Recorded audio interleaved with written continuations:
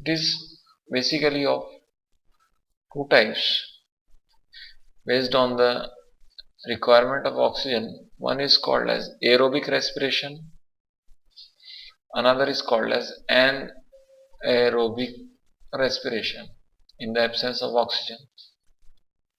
This gives us less energy, it gives more energy. In terms of energy yielding, the simplest process involved in case of aerobic respiration is called as glycolysis. Food, particularly glucose, is converted into pyruvic acid by the process of glycolysis in the presence of oxygen. This process occurs in the cytoplasm. Glycolysis is a very important process. It gives us pyruvic acid, which is converted further into acetyl coenzyme A, that enters into mitochondria for Krebs cycle, and this will give us energy. The ultimate product of this glycolysis is not only the pyruvic acid, but apart from this, carbon dioxide is also produced as a result of oxidation of food. Similarly, water is also produced as a result of metabolism, and 38 molecules of ATP gross are produced in case of aerobic respiration. The next anaerobic process, as I told, it is a process which takes place in the absence of oxygen. When we speak about man, it occurs primarily in muscles, which are active in routine activities. Anaerobic respiration is also necessary for human beings because it is an instant source of energy.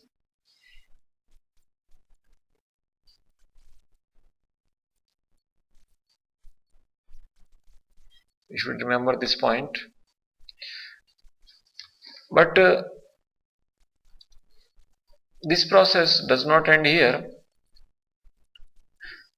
The anaerobic respiration means oxidation of food in the absence of oxygen. It may occur by two pathways. In one pathway, for example in yeast cell, it results in the formation of two molecules of C2H5OH cell alcohol with two molecules of carbon dioxide along with 2 ATP, means very less amount of ATP is generated as compared to aerobic respiration. There we got 38 ATP, where in anaerobic condition it is only the 2 ATP, but still, as I told, it is very much necessary. Similarly, in case of muscles, anaerobic respiration gives us lactic acid. Lactic acid is a toxic compound which, if accumulated in the muscles, it leads to tiredness. So this process of anaerobic respiration in muscles does not go longer and it stops quickly. It also results in the formation of 2 ATP, which is also useful at the time of any fast activity or any hectic exercise. Hello students, let us proceed today in the same chapter which we did last time, that is respiration.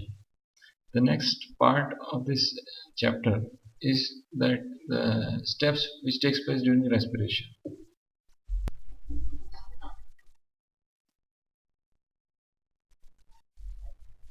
We can divide the process of respiration in three categories. The first step is the most important step, where there is a exchange of gases between an organism and its environment. This is known as external respiration.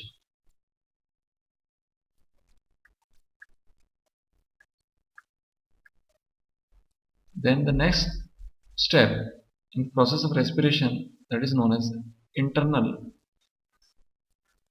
respiration. Internal respiration, when we say, we mean to say that there is exchange of gases between tissue cells and the extracellular environment. Extracellular environment. Then the third step of respiration is the real exchange of gases takes place, which results in oxidation of food, and this is known as cellular respiration.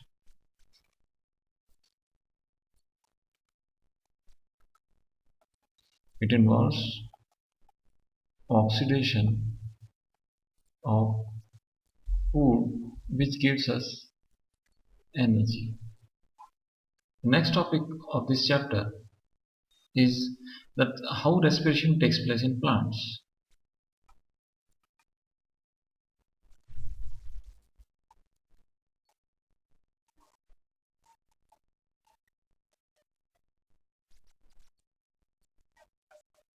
Plants, there are basically again three structures which are responsible for this process. One is root, another is stem, and then is leaves.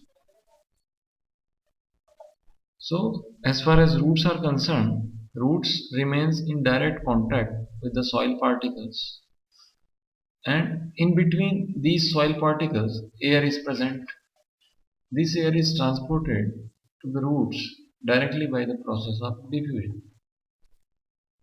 Means the concentration of oxygen is more in the air outside root and amount of oxygen is less inside the root. So oxygen enters inside the root by simple diffusion and carbon dioxide comes out. Basically there is a very less amount of transportation of oxygen among the tissues in the plant. The parts which are involved in this process are root, stem and leaves. The second part is stem. Special structures called lenticles are present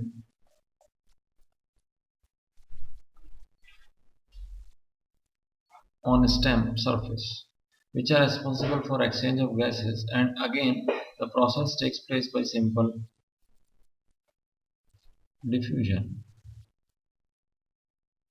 The most important organs for respiration in trees are leaves. Leaves are provided with stomata, which are the tiny holes present either on one surface of leaf or on the both surface of leaf. It depends in which climate plants develop. Function, the structure of stomata is like this. Basically there are two cells. These cells are called as guard cells. The inner surface which faces these cells is little bit thicker. The closing and opening of this stomata is decided by the turgor pressure, means the pressure of liquid inside the cell.